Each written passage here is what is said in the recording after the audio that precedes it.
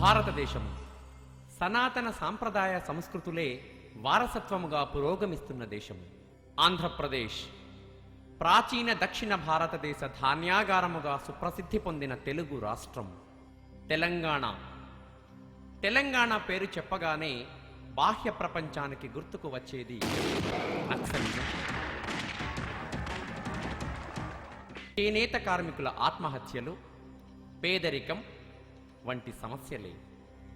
కానీ ఒకప్పటి తెలంగాణ యందు రత్నాలను రాసులుగా పోసి రోడ్లపైనే అమ్మినారని, ఈ ప్రాంతానికి ఒక ప్రాచీన చరిత్ర, సంస్కృతి ఉన్నదని తెలియనిది చాలామందికి. ఒకప్పటి తెలంగాణ చరిత్రకు సంబంధించిన ఆనవాళ్లు ఎన్నెన్నో ఉన్నాయి. అటువంటి పూర్వ చరిత్ర వైభవానికి సాక్ష్యముగా మిగిలిన ప్రాంతాలే నగునూరు మరియు కొత్తపల్లి. నగునూరు తెలంగాణలోని కరీంనగర్ జిల్లా కేంద్రము నుండి ఉత్తరాన 8 కిలోమీటర్ల దూరంలో, కరీంనగర్ నుండి మంచిర్యాల వెళ్లే మార్గంలో ఉన్న ఒక గ్రామం. నేడు అది అందరికీ సుపరిచితమైన ప్రతిమా హాస్పిటల్ కేంద్రముగా మాత్రమే తెలుసు. కానీ ఇది ఒకప్పటి ప్రాచీన చరిత్రకు ఆనవాలు.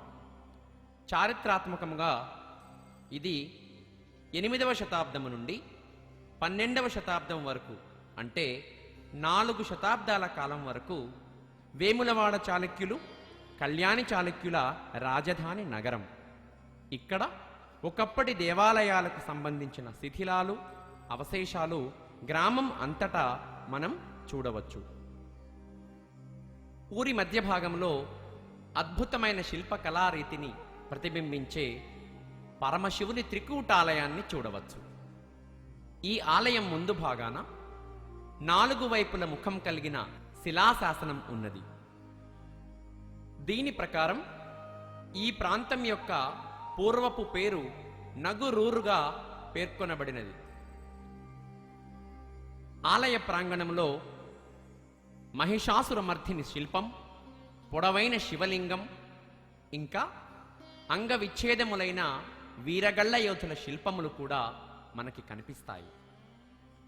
ఆలయ నిర్మాణమును గనక పరిశీలిస్తే అధిష్టానంపై లేచిన పెద్ద, చిన్న కుడ్య స్తంభములతో త్రికూటాలయం యొక్క ప్రధాన ద్వారం మనకు కనిపిస్తుంది. పెద్ద కుడ్య స్తంభమునకు ఇరువైపులా మడతలు ఉన్నాయి. శిఖరాన్ని మోస్తున్న సన్నని కుడ్య స్తంభములతో, వంపులతో అమర్చబడిన కీర్తి ముఖాలతో కూడిన చిత్రములు కలుపబడ్డాయి. ఆలయం పైకప్పు నక్షత్రాకార పథకమును కలిగి ఉన్నది. 3 గర్భగుహములు కలిగిన ఈ ఆలయ ద్వారములకు శిశువుని ఎత్తుకున్న మాతృమూర్తి శిల్పములు, ద్వారం పక్కన శివద్వారపాలకులు, పూర్ణకుంభాలు కూడా మనకు కనబడతాయి. గర్భగుడిలో ఎత్తైన వేదిక పైన గల శివలింగము ప్రతిష్ఠించబడినది. ఆలయ ద్వారము పై భాగమున వివిధ స్త్రీ రూపముల యొక్క శిల్ప రీతులు సుందరంగా కనిపిస్తాయి. పైకప్పు ఆధార స్తంభములకు నాట్యకత్తెలు, మృదంగం, బాకాలు ఊదేవారు, ఇట్టి వాయిద్యకారులతో కూడిన చెక్కడాలు కనిపిస్తాయి. శిథిలావస్థలో ఉన్న ఈ ఆలయమునందు ఉత్తరం, తూర్పు, పడమర ముఖములుగా కలిగిన 3 శివలింగాలు ఉన్నందువలన దీనికి త్రికూటాలయము అనే పేరు వచ్చింది. శిథిలావస్థలో ఉన్నప్పటికీ ఈ 3 లింగాలు నేటికీ గ్రామస్తులతో పూజలందుకోవడం విశేషం. ఆలయం యొక్క మధ్య భాగాన వలయాకార రంగశిల కనిపిస్తుంది. త్రికూటాలయమునకు ముందు, వెనుక భాగాలు గనక పరిశీలించినట్లయితే పురాతనమైన, అతి ప్రాచీనమైన శిల్పకళా వైభవాన్ని మనం గుర్తుకు తెచ్చుకోవచ్చు. త్రికూటాలయం ముందర ఎడమ పక్కన పూర్తిగా శిథిలమై కేవలం మంటపం మాత్రమే మిగిలి ఉన్న మరొక శివాలయం, దాని ముందర ధ్వంసమైన నంది విగ్రహం కనిపిస్తాయి. త్రికూటాలయం కుడిపక్క కొద్ది దూరంలో పూర్తిగా శిథిలమైన మంటపం మాత్రమే కలిగిన వైష్ణవాలయం కూడా కనిపిస్తుంది. ఈ ఆలయం ఎదురు భాగాన 40 అడుగుల పొడవైన ఏకరాతి స్తంభముపై రెండు వైపులా ముఖాలు కలిగిన గరుడ విగ్రహం కనిపిస్తుంది.